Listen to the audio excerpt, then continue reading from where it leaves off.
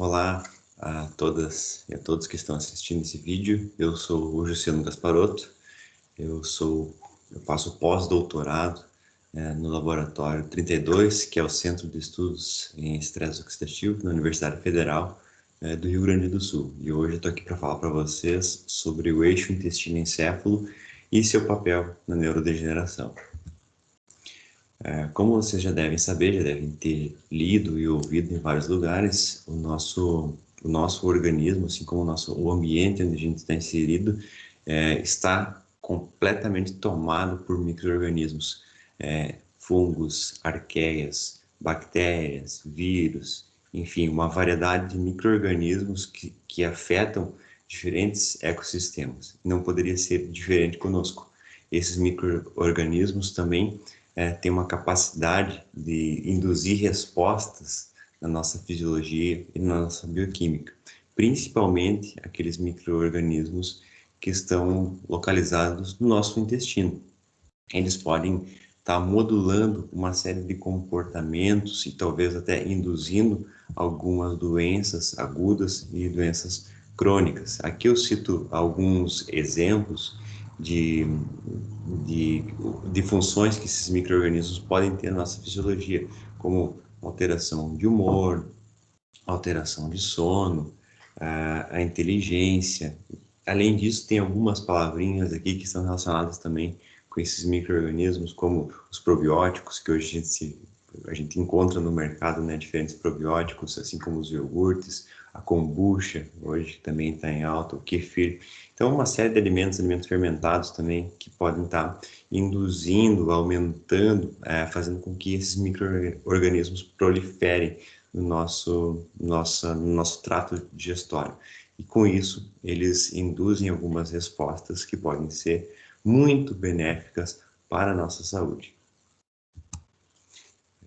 Já publicamos no nosso laboratório alguns estudos relacionados com o receptor para produtos finais de glicação avançada. Esse é um receptor que está presente em todas as células de mamíferos e no nosso organismo ele está presente em todas as células, sendo mais expresso em algumas células e em outras células menos expressas.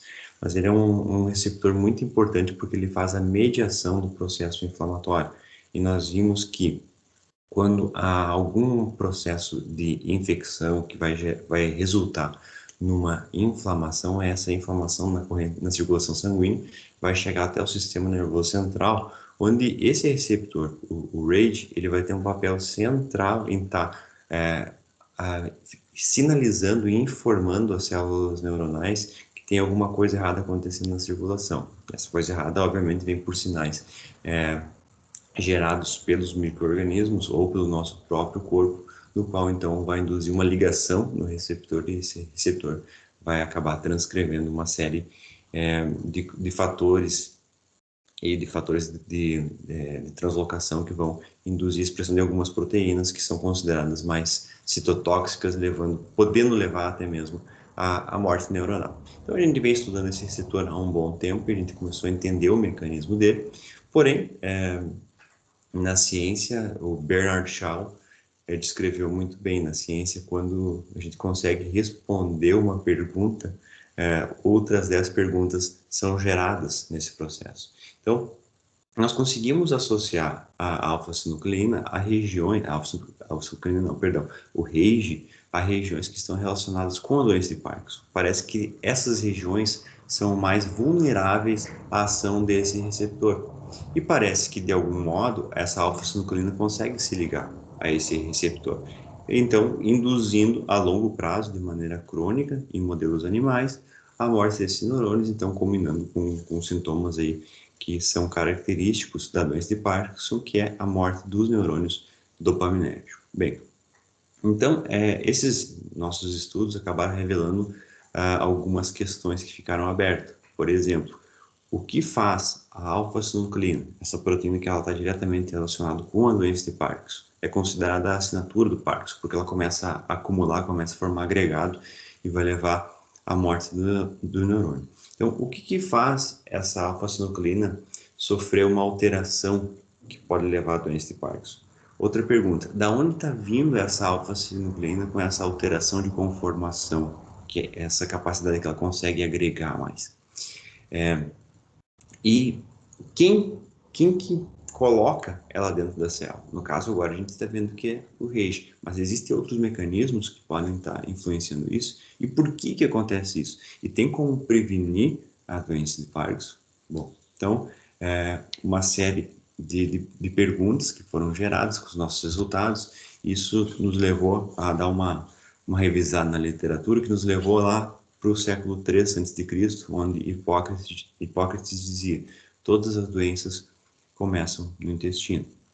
E realmente, nós começamos a literatura também começou a ficar muito rica nesse sentido, demonstrando o papel da microbiota, mostrando o eixo, né, intestino-encéfalo, e qual o papel da microbiota no desenvolvimento de doenças neurodegenerativas, como é a doença de Parkinson. Isso nos trouxe, então, a pergunta elementar do meu projeto. Qual o papel da microbiota e do RAGE na doença de Parkinson? Então, essa é a pergunta central. E hoje a gente vem buscando, com modelos animais, tentar responder essa questão. Então, vamos lá para a hipótese. Por algum motivo, que ainda não entendemos, em algum determinado momento da vida, a alfa-sinucleína que está presente no intestino, ela pode sofrer essa alteração na sua conformação e, por conta disso, alterar sua função. Quando ela altera essa conformação, ela começa a formar esses agregados que são citotóxicos, que são maléficos para as células, né? Então, com o passar do tempo, essa alfa-sinucleína que sofreu essa alteração, ela pode chegar até o nervo vago.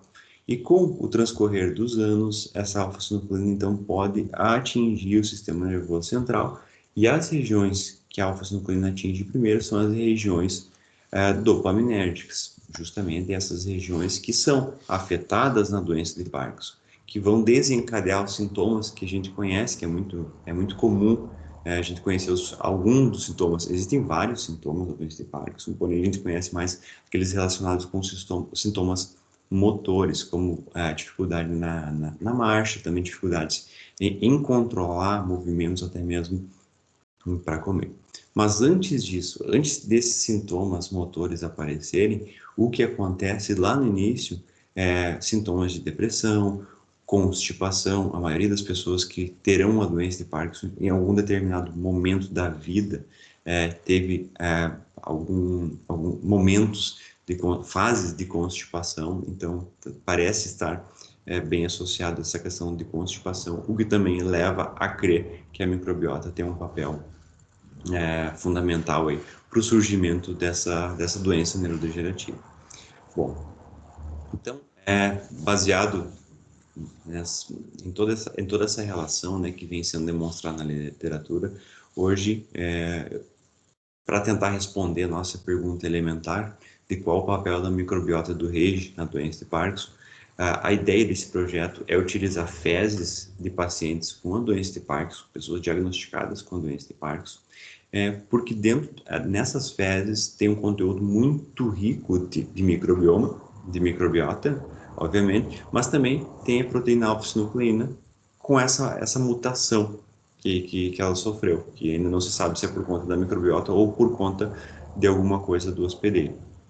Então, a ideia do projeto é pegar essas fezes dos pacientes, onde contém a microbiota, e fazer um transplante para os animais, para ratos Wistar. Depois desse transplante, no qual vai conter todo esse microbioma alterado do paciente de Parkinson, acreditamos que o animal também vai ter algumas alterações decorrentes dessa microbiota e também das proteínas que estão ali dentro do intestino. Então, vamos fazer um transplante de fezes nesses animais, vamos avaliar órgãos sistêmicos e também o sistema nervoso central.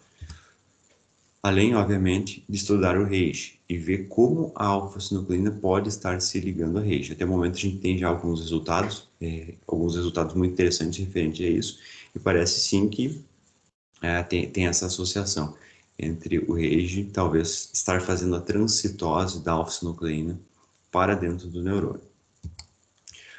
Vamos avaliar em diferentes tempos para tentar entender a evolução da alfa-sinucleina, quanto tempo ela leva para chegar no nervo vago, como ela chega no nervo vago, será que é o RAGE que está fazendo essa mediação para o nervo vago e quanto tempo essa proteína leva para chegar até o sistema nervoso central, até as regiões dopaminérgicas.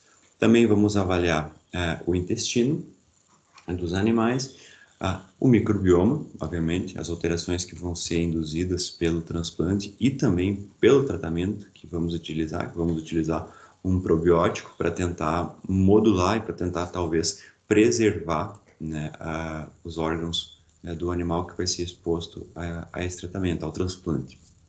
E por fim, vamos analisar o nervo vago e, obviamente, o sistema nervoso central. Tudo isso para tentar responder qual é o papel da microbiota, também o papel do RAGE na doença de Parkinson.